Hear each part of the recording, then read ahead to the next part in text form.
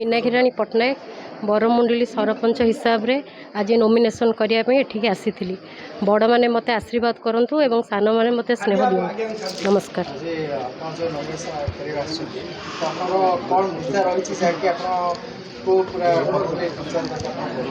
कौन कहले